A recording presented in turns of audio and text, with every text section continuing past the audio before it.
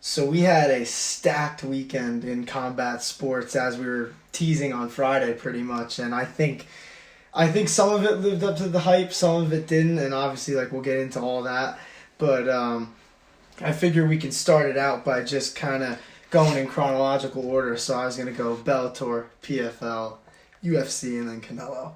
And I guess I'll just start with Bellator.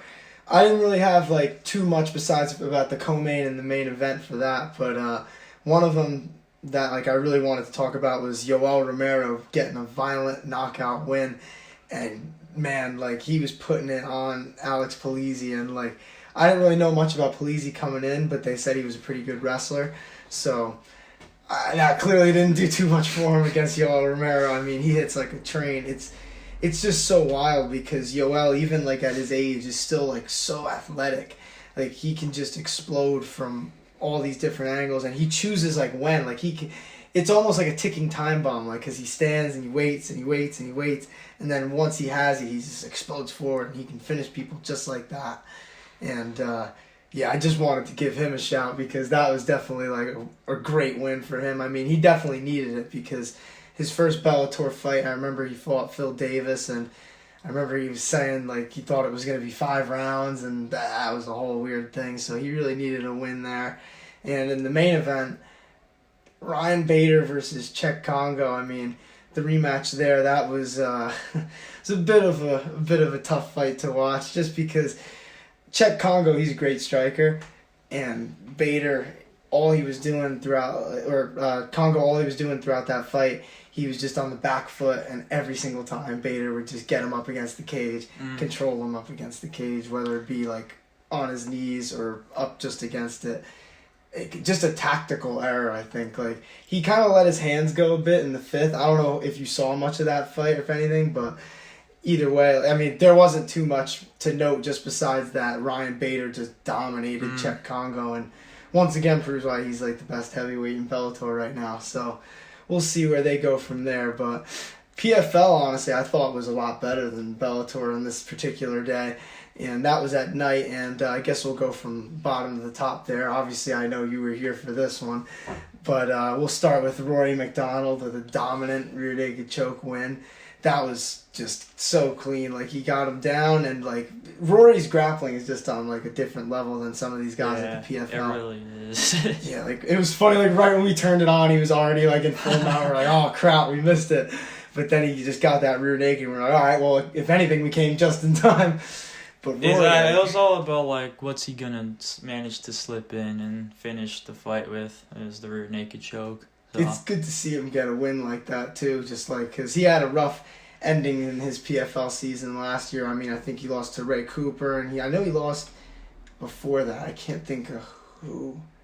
That's going to bug me, but it's so weird. Like, some of these old UFC guys, or in Rory's case, UFC and Bellator, like, they go into the PFL, and, like, I feel like sometimes they don't take it as seriously, or, like, they just kind of think that they're going to, like, run through these guys. And, like, one of the people who I feel like thought like that was Anthony Pettis in season 1. Like, when he fought his first season in the PFL, he had, like, a rough time, losing a few fights, just didn't live up to the expectations. Yeah, he got humbled pretty fast. Exactly. Like, these guys are all pros. Like, just because they're not in the UFC doesn't mean anything. Like, and now you got Jeremy Stevens, too, at that division, and he lost his first fight, and, like, we were talking about that a tiny bit a couple weeks ago, I think. Like, but in this season, it seems like Anthony Pettis has learned from the last season definitely. With that another dominant win, Triangle. That was just a fun one also, just to see Anthony Pettis get another dub. I mean, he was another guy who really needed one. So, on to the co-main, though. Carlos Leal upsetting Ray Cooper III. That caught me so off guard. Like, I don't know how much have you watched Ray Cooper, if like anything. Not too much. I know the name. Definitely know of the name, but I'm not too acclimated yet. I wish the PFL, I think, has been on ESPN like a little longer, because he was like really dominant for a while. And like I said, beat Rory last season, and that's mainly why. That's what I know him for. Once you get those marquee wins, I know he knocked out Jake Shields too, like a while ago. That's another good, nice win for him.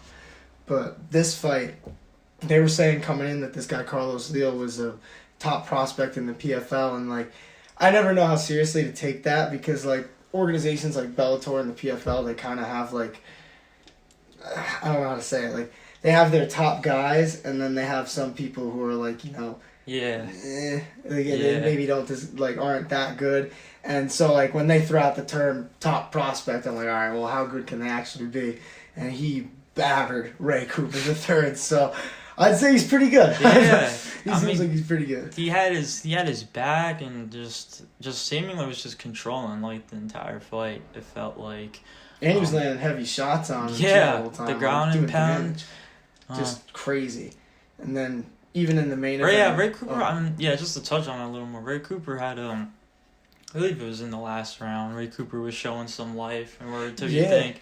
I think Leo might have been getting a little tired. I'm not sure. Yeah, which because I was thinking I was not say I was expecting a finish, but a finish would have been like, whoa, like I can't believe that just happened. Like, Ray Cooper.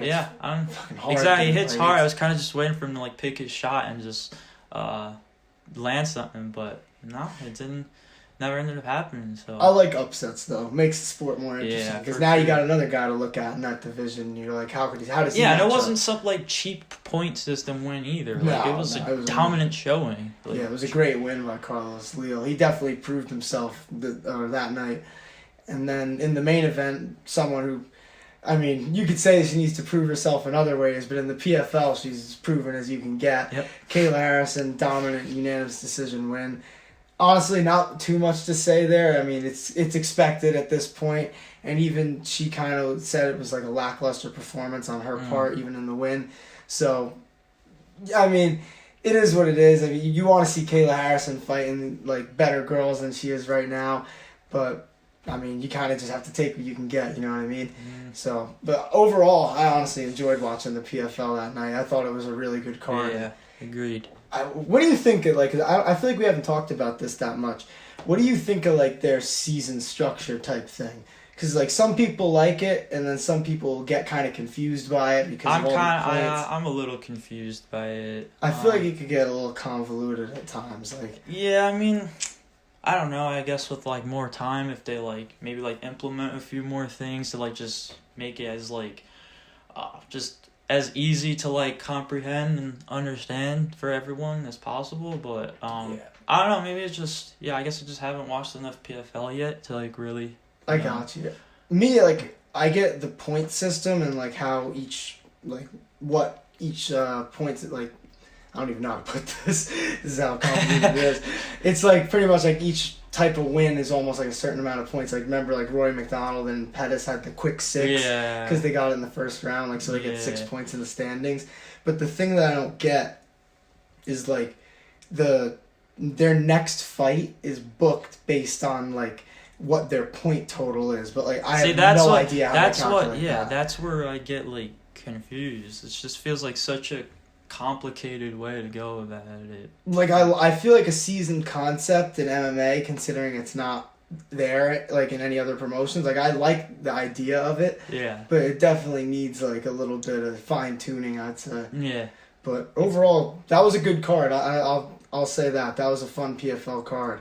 But away from Friday night and then on to Saturday night with the UFC. I guess for that one, we'll start from the top, man. I guess just what do you got to say about Charles Oliveira, dude? What you're exactly about to say, too, what, quite frankly, every fight fan should be saying officially. I'm not even officially now. I mean, like, he already was the best lightweight in the world, clearly, with the strap over his shoulder. But in case you needed any more reassurance, considering he's literally vacating the belt, too, that's still the uncrowned champion, I guess, now. And I just can't wait to see him get back in there and who his next opponent's gonna be. Yeah, honestly, I agree with him. Like he says, I mean, I know that he doesn't have the belt officially, but like he says, the champion has a name and it's Charles Oliveira. Yeah, and he proved it against Justin Gaethje. Exactly, you can't like dispute it. It's not like this whole scale thing happened and the title fight was just completely scratched. Like, he still had a belt to defend, and he Do did. you think there's anything up with that, with the scales, or no? I don't really think so, honestly. Yeah, no, I don't, but, like, I get it to a degree, but it's not something, like, I don't think, like, worth, like, losing sleep over and, like, really, like, trying to, like, figure out and dive into.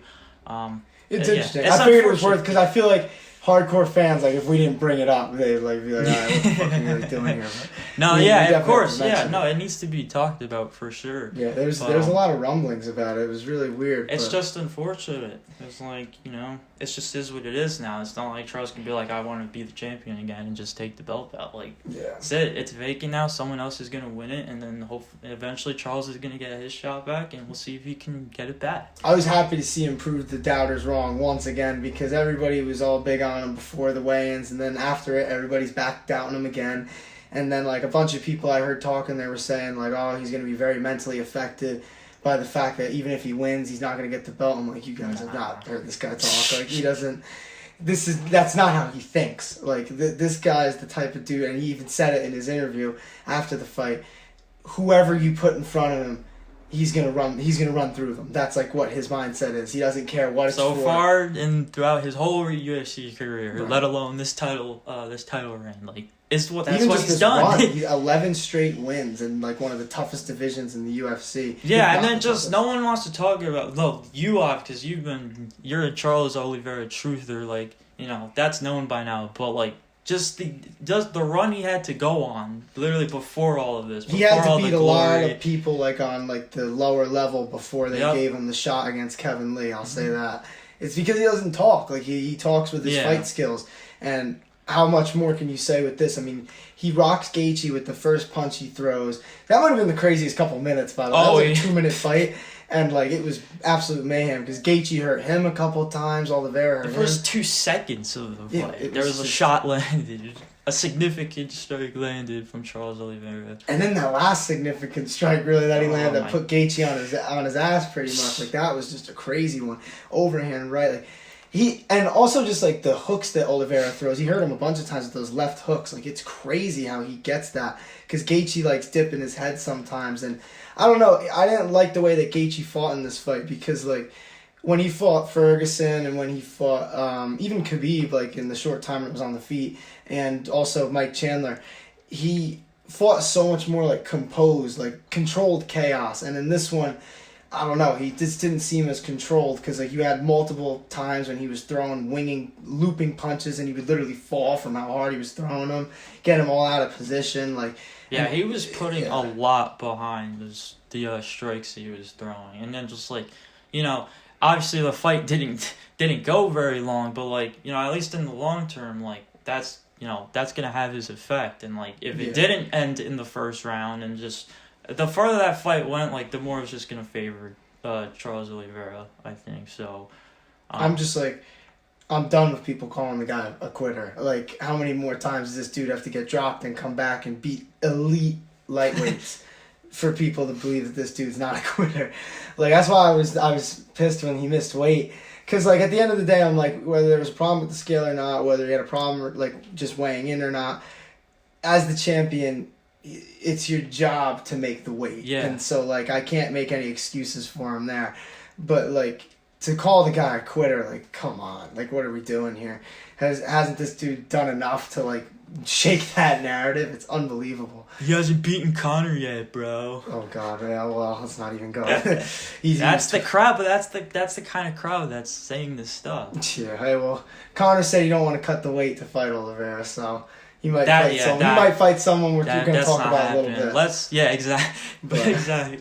I guess that we've pretty much... Actually, I will say this.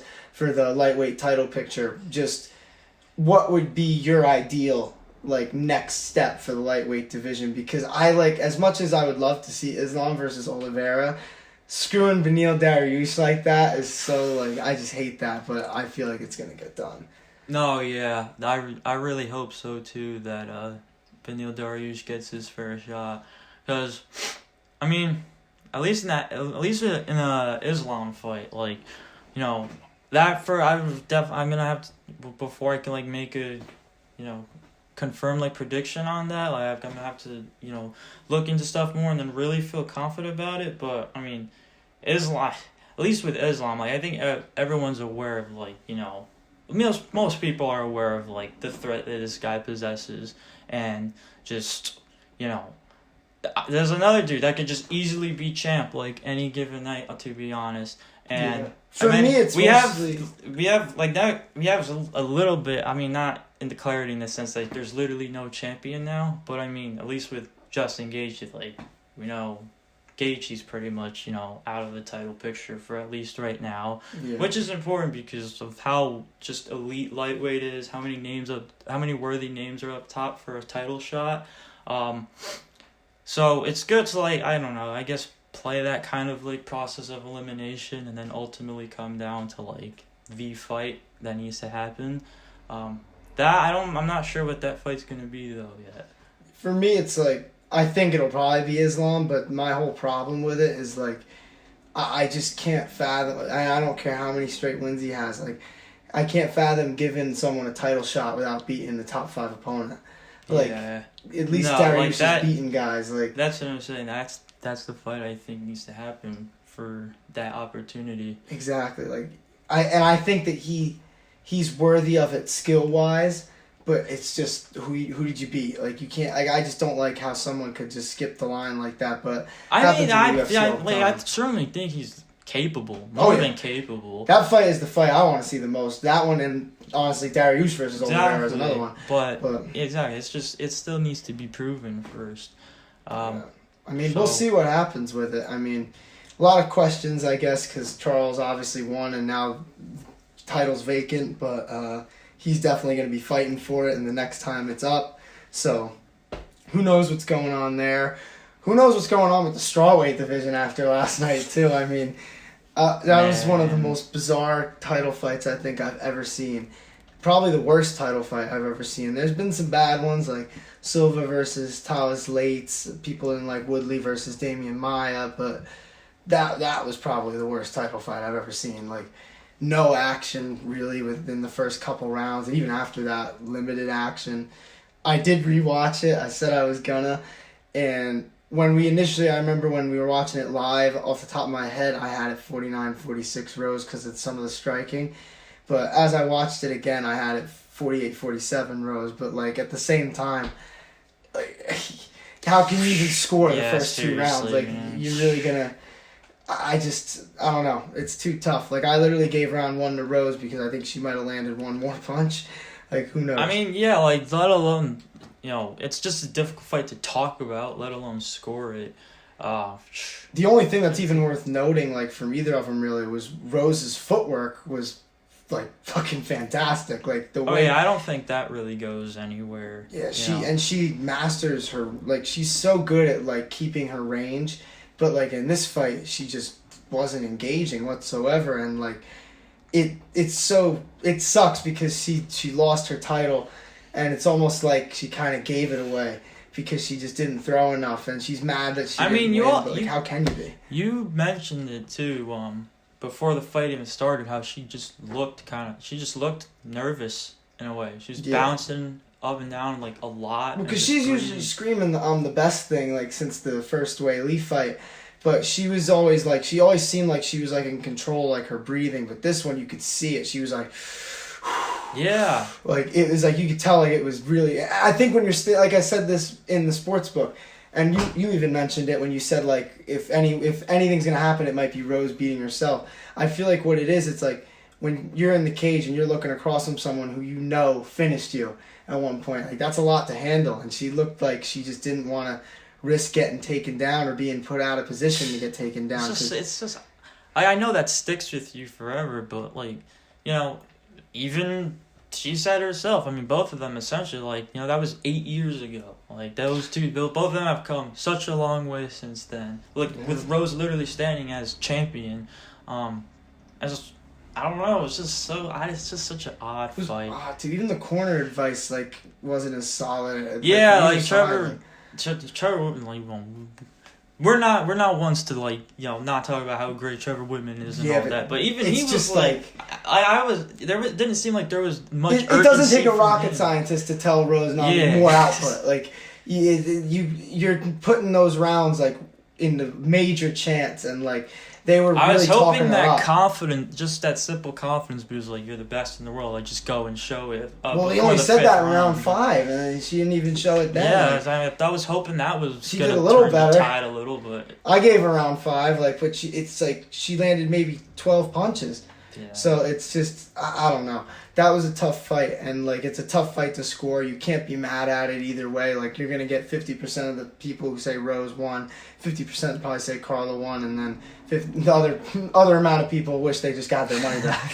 So I was saying to myself, I'm like, so what? UFC pay-per-views are $75 now. There's 5 fights, so I want $15 back. All right? No, you're gonna have that happen sometimes. I mean. That's just the nature of the sport. Like you're gonna get a matchup occasionally that's just gonna lead to something like this, and they're not gonna have a rematch of this right away. Dana confirmed that, so you would think that the winner of Joanna versus Zhang Weili is gonna fight Carla. I personally don't think Carla does good against either of those people, so I don't know. So and I don't even know what do you do with Rose from there?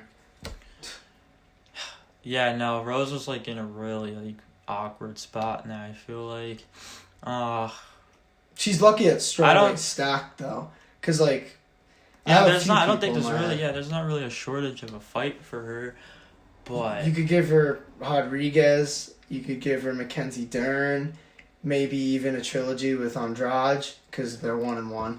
Ooh. So who knows? Andrade, she called out as far as pretty hard. I don't know if you saw that. No. This was I gotta tell you beforehand what I kind of want to get talking about. But I saw this later on. It was she said something on Twitter here. Let me actually get it up because I don't want to butcher the quote.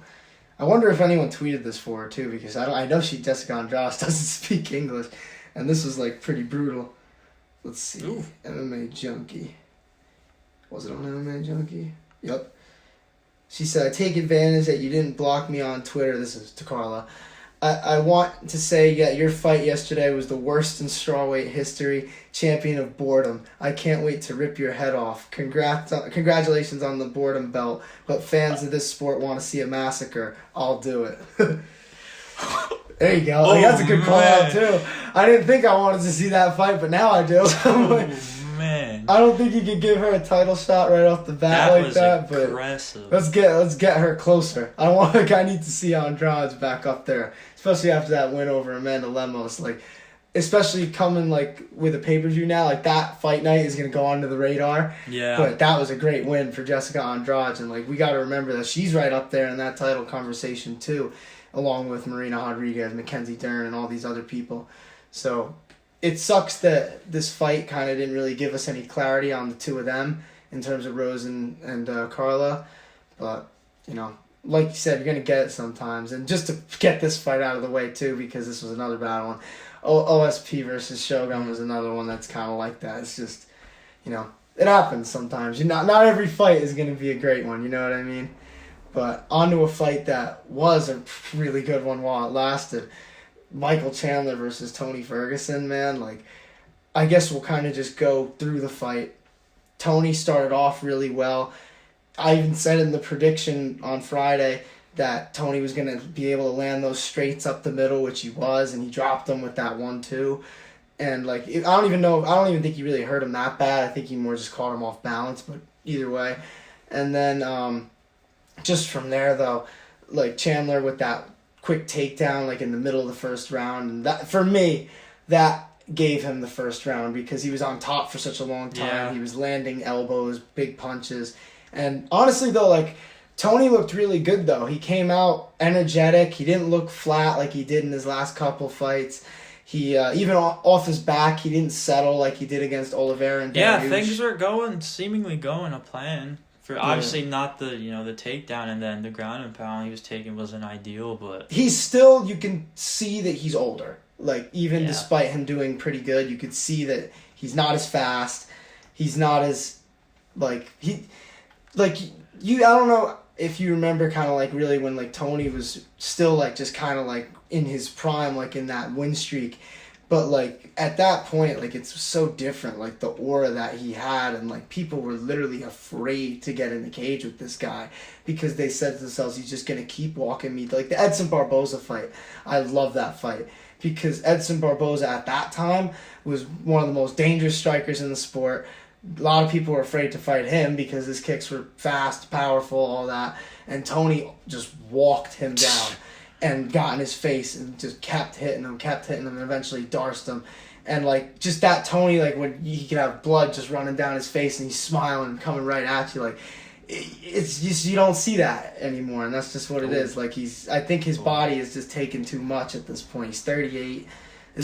And obviously now we can get to the second round. You know, I remember live, it was kind of funny because we were debating who won the first round, and as we were talking about it, that front kick lands and we just see Tony go down like he did, and we're like, well, I guess that doesn't matter. It doesn't matter. Just So like that was like, I couldn't find like a good video of it. I wanted to post this, but I was like, you know what, maybe not.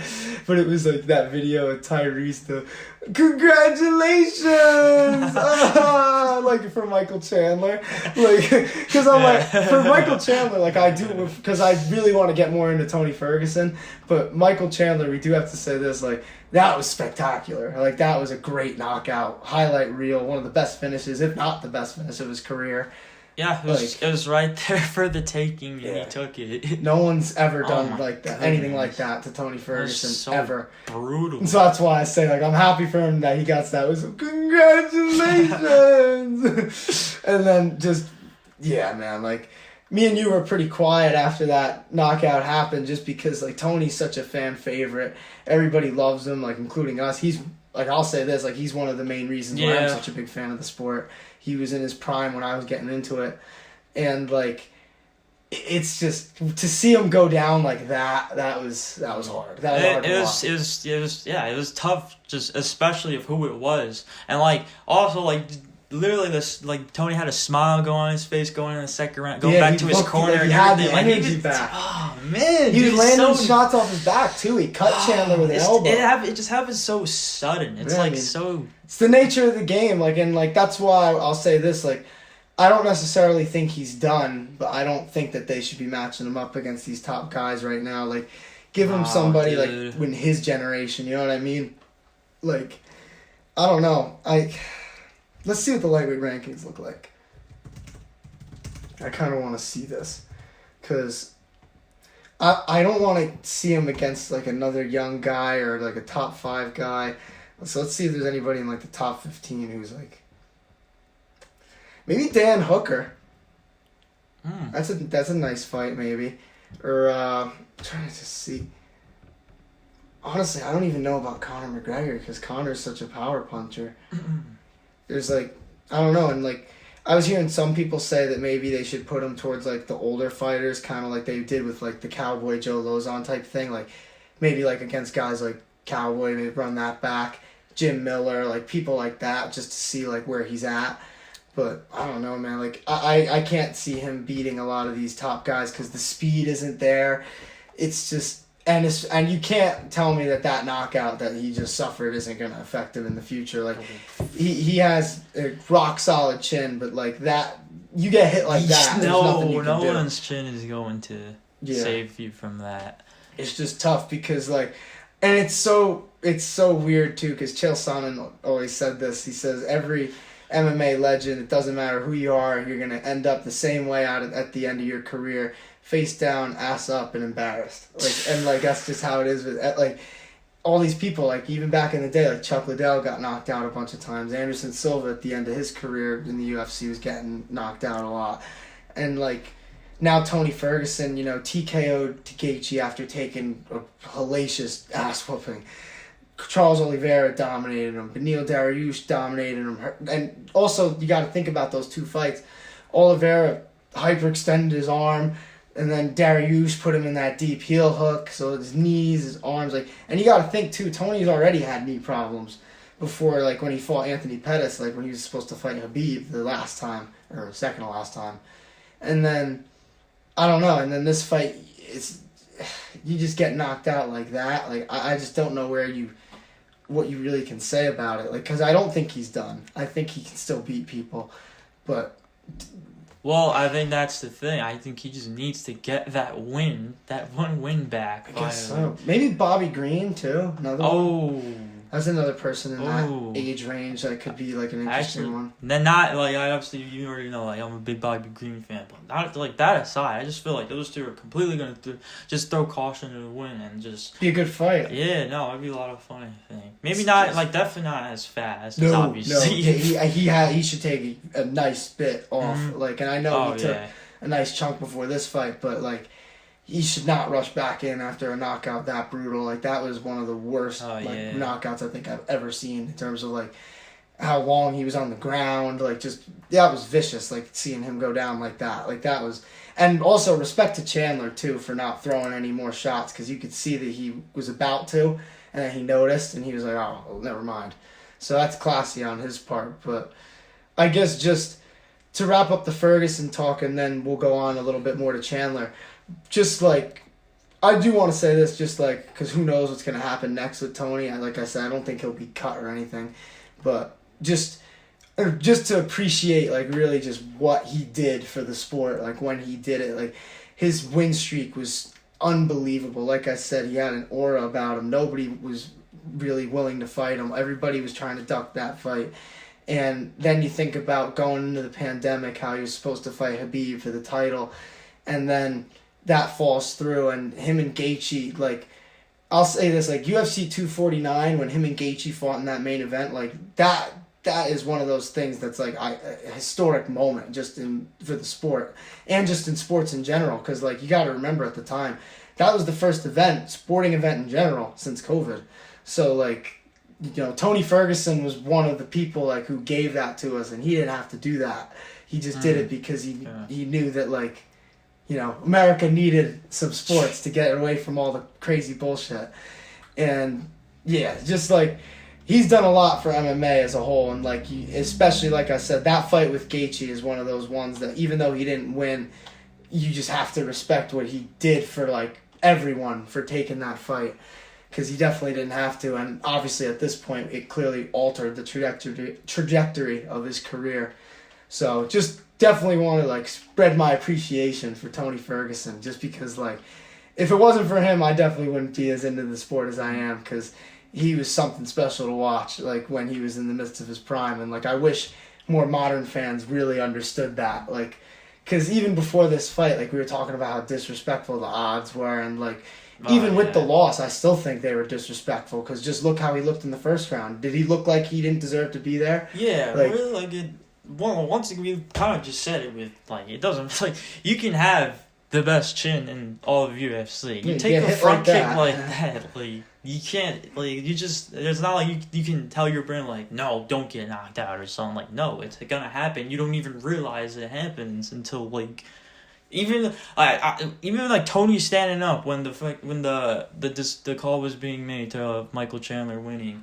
Like, you can see, he looked, like we had no idea where he was, and it's like... It's just so, oh, God. And then, we were thinking, like, oh, my God, are they really gonna, like, interview him right now? But it was weird, because, like, he was still in the cage, and, like, Joe Rogan was there, and I was like, no, please, God, no. Just let him walk out, I was like, this guy is not to be interviewed right now, but thankfully, he was not, didn't do that. Yeah. They got Tony out of there quickly, and obviously, it's good to hear, too, that Tony was alright, like, he got out of the hospital, all negatives, like, of course, that's the most important thing. So, just a bad knockout. You hate to see someone go down like that. Like, obviously, knockouts like that are, like, you know, at the same time, they're highlights of the sport. But you never like to see, like, especially a guy like Tony Ferguson. Because literally the first thing me and you were thinking, like, oh, damn, like, what, to Tony of all people. Yeah, but then, like, just seeing him laying there like that, too, like, out, like, unconscious like that for as long as it was. You never like seeing that. Then right after that, I'm like, oh my God, like, he just front kicked him. Like, square, right? Chandler doesn't even throw those. Like, he even said, like, I don't even really train that. Like, I just saw it and I did it. And, like, he was the funniest post. I think it was the UFC that posted it. It was, like, when, you know how they take, like, the post-fight portraits and stuff? Yeah. they were doing portraits of him like doing like front kicks, and he goes, so I guess this is just a thing now. I'm like, that's crazy. Like, he didn't even know like coming in that he was gonna try and do something like that, and now like that's probably, like I said, the highlight of Mike Chandler's career right now. Easily, yeah. And Chandler, I'll say this, he's 2-2 in the UFC right now so far. He's only been in the UFC for like a bit over like what, year? January 2021. So he's already had a knockout of the year contender, fight of the year contender. Like, he's fought for the belt. Like, he's had a crazy run. He's proven his worth for sure. Oh yeah, and the call outs after the fight. Exactly. Yeah, he can keep making these big name call outs and whatnot. So smart. The Conor fight, and then obviously you called out the champ and unofficial champ and Gaethje. So I just thought that was smart. Definitely, I think it's always smart to give the UFC a bunch of options. Like, say a bunch of people, and then that'll give you like the best shot at getting one of them. You know what I mean? That Conor fight is an interesting one. I'll say that. I don't know when that would happen. That's the thing, because even Dana said that. Let's see, when was that? July of last year. So yeah. It's almost a year since it happened. I don't think he's fully recovered yet. So, and even you got to think about it. Even when he is fully recovered, then he has to go through a fight camp. Yeah, and I honestly don't think we see Conor fight at all this year. No, I could see like early next year, or maybe even like late this, like sometime in December or something like that. Maybe. But honestly, Conor McGregor doesn't fight this year. Like, it's not gonna be like, what the hell? Like, well, MMA Junkie and ESPN MMA will still post his fucking tweets every 24/7. Yeah, I mean, like, don't like. Even Dana doesn't care at this point. Like, they keep asking him about Conor, and he's like, I've said this like 900 times. Like, you can ask about Conor all you want. Like, he's not ready to fight. Like, yes, like that fight with him and Chandler is interesting, but like he's not ready. Like, not even close yet. You really can't say it any more like bluntly than that. And even he was saying is like down the line, like you don't know what the scope of the lightweight division is going to look like by the time Conor's ready. Like, people were saying that a good matchup could be Beneil Dariush versus Michael Chandler. That's another thing that it's with the media. They never like think like ahead of like what could happen. I was nauseous watching Dana White. It's always just what's going on right now. Like, right now, Conor McGregor's not fighting. Dude, like he tells a joke that's not funny, and like you hear all these media like they oh god, like I hate how much they kiss his ass. Like, I get if you want to be on his good side, but Jesus, like they're just like some of them are just really like spineless sometimes. I don't know. Like, and like one of them was arguing with Dana, not arguing, but like debating him about if Dana had ever said anything negative about Anderson Silva, and like the way that they just accept his answers and don't like challenge it. Like he'll go, I didn't say nothing about Charles Oliveira, like even though the person just asked about it, and then they'll be like, okay, and they'll shut up. It really is like how do you consider yourself a journalist if you're gonna ask a tough question and the moment you get shut down with no evidence, you like, or even like the journalists will like come in with receipts. Like, why would you ask that question when you don't have an example? Like, you know what I mean? Like, because that's how Dana gets these guys, because then Dana got pissed and he was like, tell me one time where I did it, and he can't because he didn't look it up. Like, it's just... They make it easy for him. They exactly. make it so easy for him. There's a reason why you don't see, like, the New York Times at the UFC events, and you see them at NFL games, NBA games, all that, because they just don't ask real questions. Like, it's just... Because access is what matters in MMA, and if you ask the real questions and piss off the promotion, they can just take your press pass because they're a private company. They have every right to do it.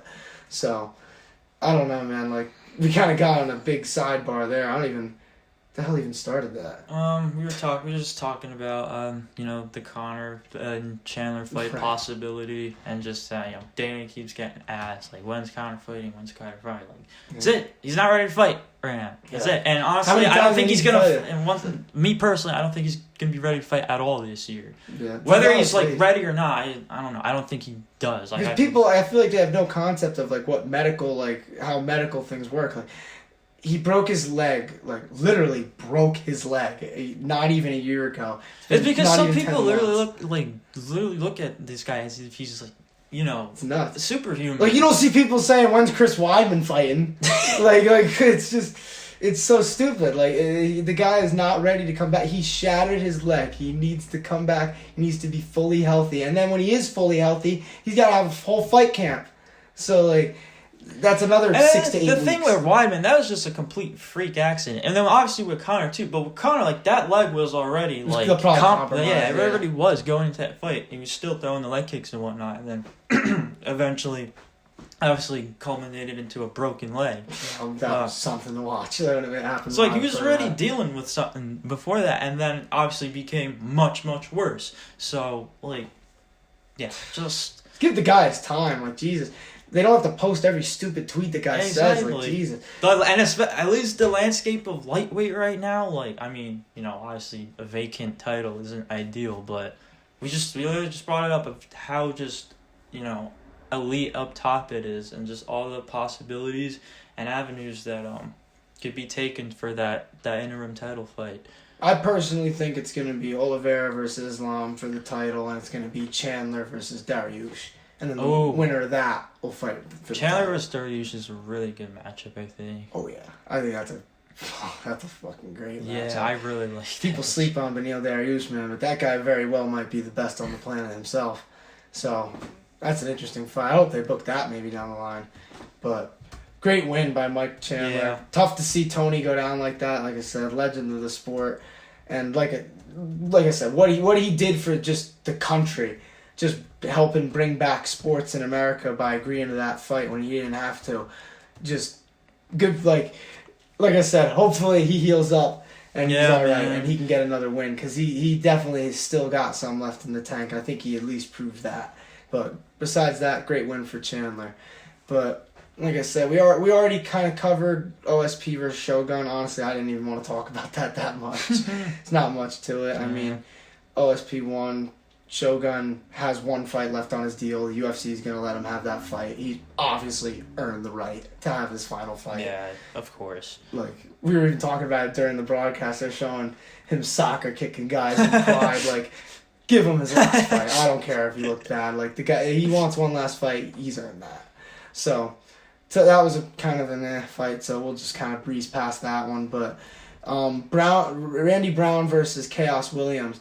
I mainly want to talk about the scoring of this fight because I feel like it brings up an interesting debate. So first round, Chaos Williams had a good round, won it. Second round, Randy Brown was picking him apart from a distance, obviously won it. And then round 3 is where it got interesting because Chaos Williams had a nice knockdown and he did kind of have top control for probably a little, I'd say maybe like a little under a minute maybe. And then besides that though, Randy Brown was landing with a lot of volume, and it might have been affected him a little bit, but he wasn't, I don't think, ever like staggered. I think if anything, it was more just like not having a chance to breathe, because Randy Brown does have a lot of volume for someone who bounces around. There's a lot of like pressure fighting. Yeah, and obviously like we were debating this as we were watching it too, but the reason why that was a split decision, I think, is because of the debate, what matters more, damage or knockdowns? And some of those judges for these commissions are boxing judges, so that's why I think that some of them value the knockdowns more than they value damage.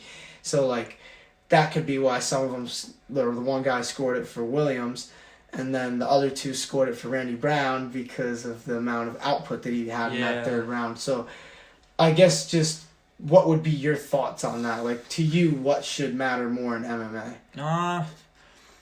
I personally feel damage, like, because we're going to score significant strikes. Significant strikes are obviously damage, and then damage leads to, it's going to, not to say that it's always going to lead to a finish, but it just makes, a finish isn't easy, like, at all, whatsoever. So if you can give yourself that path to the easiest just the easiest finish possible, that's what damage is gonna do for you. Where I mean, knockdown, knockdowns I just feel like knockdown. I feel like sometimes I see like guy it's a shot that's landed, but I don't know, I feel like sometimes it's knocked down in the sense like you just didn't see it coming. Well, we were just saying it with Chandler too, like that 1-2 that Tony knocked him down with. Like I think he had power behind it, but like I think it was also the fact that Chandler wasn't really off, he was off balance, and things like that happened. That's why I gave Chandler that round when we were talking about it. But And then, like, you'll see the knockdown is a knockdown anyways, but you'll see the knockdown where a guy gets knocked down and just springs right back up, and we're right back to the defeat. See, that's my thing, though. This wasn't one of those cases, though. Yeah. But the thing is, I don't think Chaos had enough control when he was on top of him. Like, I think if he stayed on top for another minute, then it would have been different. Mm-hmm. But he had him maybe for like 45 seconds on the ground after he dropped him, and then besides that, it's just Randy Brown picking him apart. Because Chaos, like, he's got crazy amount of power. Like, he's got great explosiveness, but it's very, like, predictable. You see it coming from like a mile away, and I think that's why Randy Brown had so much success. Essentially, yeah. He was getting booed pretty hard, though. They didn't think I guess the crowd didn't think he won that fight. Yeah, the crowd kind of sucked in general, though. Yeah, that crowd is super. I mean, the crowd wasn't even like that. Was arguably the best fight of the night, and arguably the best fight of the main card at least. And it seemed like no one was even there. Yeah, and you see it, like, it's not like the seats are empty. Yeah, like, just dead crowd, and like. I don't know, but yeah, like back to if I'm like I'm siding with damage, in which case I did score it for Randy Brown, to get the victory. But like no, I get both sides of the coin completely. Yeah. In this case, I just feel like I just feel like damage can just you're weakening someone. They're just getting more tired, more hurt, and whatnot, and they're just to the point where they can't even really defend themselves anymore, and the ref is either just going to step in essentially, or it's going to be too late and that person's going to be flat on their face. And it's not like Randy was throwing like little like pitter patter shots. Like, he was throwing like good punches. He really was. He's backing them up. Like, that's what matters. Like, they were like effective shots, like significant strikes, 100%, which is why I think the damage matters more in this case. But, yeah, that was definitely just something I was thinking about, just because I think that debate is always going to be there. You're always going to see fights that have it, because, that's one constant in MMA is just fucking wonky-ass scorecards. So, I guess we just talked about the whole main card. The prelims, honestly, there was like a lot of good stuff on the prelims. I think we'll just kind of go by fairly quickly. A few pretty good wars in there. Trinaldo versus Roberts was a pretty good fight. Ivanov versus De Lima. Rodriguez versus Vergara, that was another good one. Just like the prelims, honestly, they delivered. Like, there were some nice fights on there. Yeah, for sure. But oh my god, there was some that KO for fucking Filial, dude. Oh yeah. Jesus, like, he's an interesting fighter because like he came out of nowhere for me, at least. Like that, I remember. Yeah, dude. And what is it? He's how many fights? I think this was his fourth fight. Yeah, I think he's been in the UFC for a little bit. Yeah, he's super active right now, and like another first round finish too. Yeah, man, like brutal too. That was another crazy knockout, wasn't it? He dropped him and he was out too. Yeah. Like, that was a punch too, not a kick. That's how you know he's got power. That guy's got heavy hands. It's weird, like when he fights, it seems like for the first like minute and a half, he kind of like has to settle in and he gets hit, but after that, man, it's just like he walks people down and his power is just too much, like, in his hands, and he starched Van Camp. So, just a couple more on the prelims, though. Quick one, Tracy Cortez got a nice win over Melissa Gatto.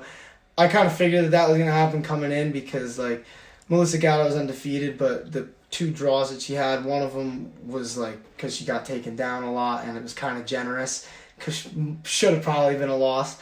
And it was because of the wrestling. And in this fight, Tracy was doing well with her wrestling. She was scaring the absolute shit out of me because she kept putting her hand on the mat.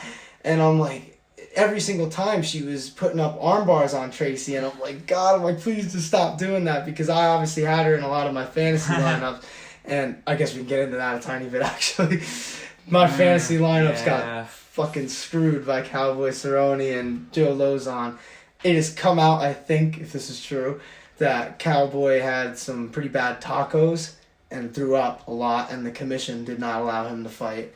Now, I was pretty passionate last night, but I'm kind of past that, honestly. I do, like, I don't know. I don't know what to say about that one. It's just like, it's a tough break, and you saw Joe Lozon there in the crowd too. He was sitting there. He sticks out like a sore thumb. That guy. He's like, it's funny too because like Joe Lozon, like he's almost 40, if not 40, and he still looks like he did in like the beginning of his career. Like Joe Lozon is truly an ageless wonder. But it sucks that we didn't get to see him versus Cowboy. That would have been another OG fight on the card. But man. Fuck, yeah, to screw over my lineups. Like, I didn't lose that much money, though. We're all right. But it is what it is. But yeah, anyway. that was unfortunate. That was something that ran through my mind, too. It was like, damn, man, I'm not trying to deal with a complete fight getting called off. Especially, too. Like, it was tough to see my lineups with 5 wins and then one fighter has 0 because they didn't fight. And then that's what screwed me over. So, shit happens sometimes, though. It's, as we said about a bunch of other things, it's just the nature of the game. But last fight that I really wanted to talk about on the UFC card was Brandon Royval versus Matt Schnell. Yep. That fight went pretty much exactly like we said it was going to go. Oh, essentially, yeah. Yeah, I mean, Schnell came forward, good boxing, dropped him early. Because like I said, Royval does leave those openings. But just when he dropped him, there was crazy scrambles on the ground, just like we figured. And then eventually, as Matt Schnell tried to get up, Royval locked on that guillotine, and it was a wrap. And he called for a title shot, didn't he? I was pretty smart. I mean, flyweight, I feel like, is wide open with that, especially since Askar Askarov just lost, too. Because I thought he was the number 1 contender really going in. But now it's like... Now it's probably Kai Kara-France, I'll say that. Oh, yeah. But is it, though? Because didn't Royval... He beat Kai Kara-France, didn't he? Oh, yeah, so who knows, man. Maybe you do that fight again. A rematch. They should do that rematch 5 rounds. Oh, man. That would be nuts. That fight was... That would be... that was actual mayhem when that fight happened. Because I remember Kai dropped him early. Similar to this fight, actually. Kai dropped him early and then eventually, just... Brandon Royval is just so good on the ground. He's so slick with his submissions. He goes for legs and he uses that to scramble, get on the back, get your neck.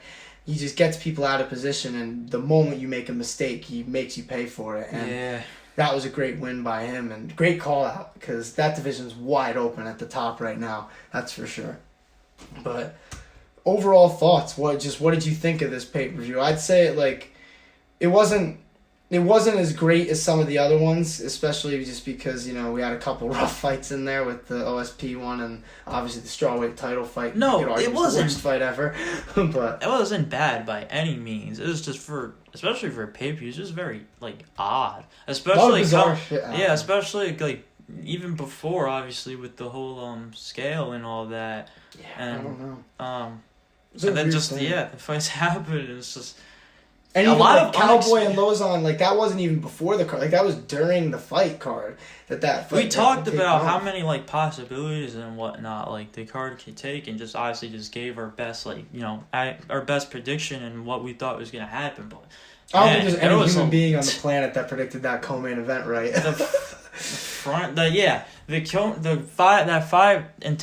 That went the entire 5 rounds of 25 minutes of light sparring. Essentially, literally, that was what that was. A Michael Chandler front kick, which sure, man, there was probably a ton of people Chandler's gonna get this easy dub knockout. Whatnot. There's not a soul can tell me that you thought it was gonna be by front kick. Yeah, I figured if he was gonna TKO Tony Ferguson or KO Tony Ferguson, it was going to be he was going to drop him with a big overhand, and then it was just going to be ground and pound to the point where the ref had to step in. Yeah. Not that Tony was just fucking completely unconscious like that. That was just, like I said, sometimes you just get hit with a shot and it's just too much, and that was just one of those. But that was definitely the moment of the night for me personally. That was just, there's so much about that meant a lot, and... Yeah, that was an interesting card. I'll say that at the very least. The main event, though, can't still that remains true. Charles Oliveira is still just top dog. Yeah, and even you see him go up to Dana after the fight, and he was like, "I'm the champ." Yeah. He goes, "I'm the champ." Dana's like, "You didn't make weight." I love it. He goes, "You're the best, but you didn't make weight, man. We got you."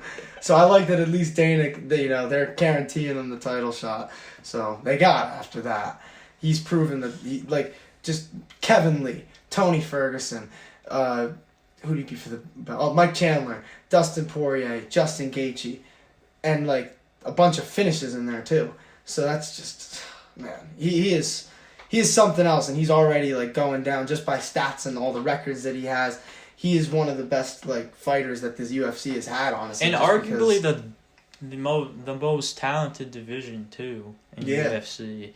He's not beating scrubs. Like, these are all like the best of the best. Like, I remember before that Poirier fight, everybody was counting him out. Like, everybody thought Poirier was gonna walk right through him. He's he's the uncrowned champ. There's probably a lot of like, who is this guy? Like, Dustin Poirier, like, he's got nothing on the diamond. Exactly. Well, my thing was like, Poirier is like a decent grappler, but he never corrected the problems that were there. Like when he fought Khabib, because you think about it after that, he fought Dan Hooker, not a grappler. Conor twice, not a grappler. So like, and Dustin was able to take Conor down, and I think he took Dan Hooker down a couple times too. But it's just like, that kind of makes you think that you might be like a little better on the ground than you are, and that fools people on the outside. Yeah. But like, if you really know a thing or two about the sport, and you see that like how good Charles is on the ground, off his back, on top, doesn't matter. Just, it's hard for people to compete with him. That's why I think Islam is such a good fight, because he might be the guy who can compete with him. Same thing with Dariush. But who knows? Yeah, we'll get that clarity soon enough, hopefully. It just sucks to see a pay-per-view end with, like, I guess, ambiguity in any division. Yeah. And I remember originally I was like, oh, they should put Rose versus Carla as the main event, because at least like both of them can win the title. Fuck, I'm glad they didn't do that. That would have been a nice way to end the night. Disaster. Jesus Christ. Yeah, it's crazy that the lightweight division didn't even end up with a champion, and there's still more clarity in that division than there is with strawweight. Like, because it's so weird, because Rose lost, but like, what do you think? I think you could still say she's the better fighter. Like, she managed range well. She just didn't do enough. That's what I mean. All I can think about still. Like, she was fighting to not make a mistake. Yeah, it's hard when. Essentially, the mistake was not doing enough, not enough activity. Yeah. I truly think that you really hit it on the money when you said that Rose, like, the way that she loses is by beating herself, and I think in this fight that was just one of those things. And like I said, I think her corner not really prodding her enough to get it going, like just saying you're doing good. She's not able to close the distance. Like, they made her think that she was easily winning those rounds, and I don't know. And there's not enough activity like that. It just sucks because, and then I feel bad too because I saw Rose. She posted on Instagram. She said that she feels like a shitty human being. I'm like, oh damn, don't feel like that, Rose. I'm like, you know how I feel about Rose. I'm like a huge fan of her, so it sucks that she because you know how she is kind of like sometimes like. It's just tough that she definitely is like feeling that loss now. Like, and you know, like I said, you play chance with your title. That's just what it is. Like, I love Rose, but nobody's above like being criticized for me. Like, at the end of the day, you can't do nothing offensively and expect that the judges are going to value the defense as much as you thought that they should have. Like, it's just I'm not necessarily sure what the game plan was going into that fight for Rose in her corner. Yeah, I didn't get a chance to watch her whole post-fight press conference. I don't know if she mentioned it. Just super odd. I would imagine it was on Carla Esparza's, side of it, I guess, like, that's pretty much what, like, kind of was exactly what was expected of Carla Esparza. But what she said is so true. Like, you could boo me and be mad at me all you want, but it's hard to fight someone who's not engaging. Like, what do you want me to do? And yeah, she was the one going for takedown, shooting for takedown, and especially at the end, like, it was Rose that got that takedown, which, was it really even a takedown? I mean, I'm not... She got it out, like, the last second, pretty much, I think. And she won that round. But I guess if there was any more reassurance for that fifth round, then it was there. But I mean, I just don't see how either side can be mad about like the thing happened. Is Carla was the one with nothing to lose. She's not the champion. Rose Namajunas is. Like, she's the one with the belt to defend, and it just felt like the opposite. I don't know. She just had to throw a little more. That's really what it was. Like, she mastered keeping her range. That's really what it was. Like, she kept her range the whole time. Carla couldn't close the distance. just the thing is, like, she just should have had more output. Just maybe a few jabs in there. I said that she probably should have been careful with the kicks, and obviously she was a little more than careful with them, I'll say that. I don't even know if she even threw any, to be honest. But it's like, I don't know. It's just, there's not much clarity there, and it sucks in that sense. But like you said, you're going to get some fights like that sometimes. But overall, pretty good pay-per-view, I'd say. And I'm excited for the next one, and even next week's fight night with Blachowicz versus Rakic.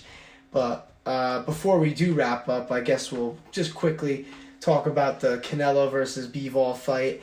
Now, I know like a bit about boxing, but like I didn't know much about Bivol coming in, admittedly. I knew he was going to be a lot bigger, but I didn't think that was going to matter as much as it did. He just kept Canelo off the end of his jab, and he was just piecing him up with volume. Like he just was throwing, and Canelo was throwing kill shots the whole time, and a lot of them weren't really landing. They were landing on the arms.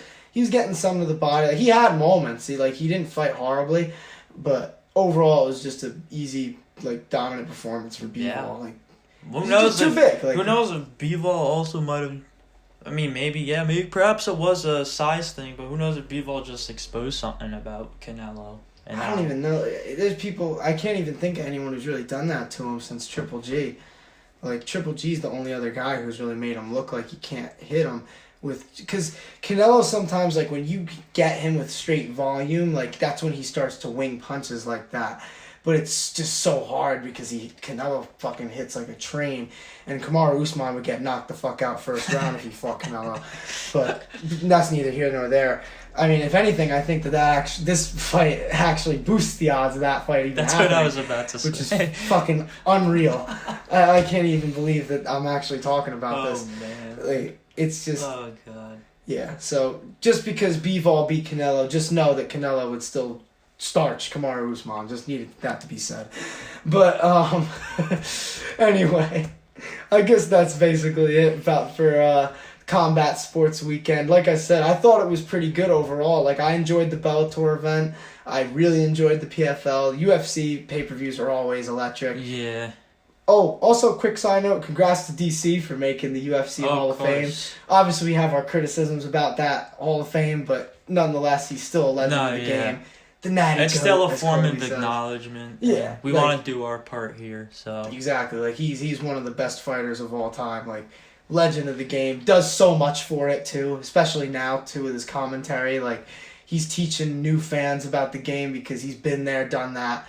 So, legend. Yeah, he was amped, too, to make that Hall of Fame. He was crying. That was pretty, he goes, cool you know to me, see. I like to talk, but this time I'm speechless. So, that was nice to see. Yeah. He deserves it. Like, you could argue he deserves it more than anybody, like, for what he's done for that company. Yep. So, respect to him. And just pretty great weekend in combat sports. I mean, next week, like I said, we got the fight night, and I guess it'll be fun to break that down on the sports book. I can't wait for that main event. Two of the best light heavyweights in the world. Mm-hmm. So, we'll see you guys on Friday.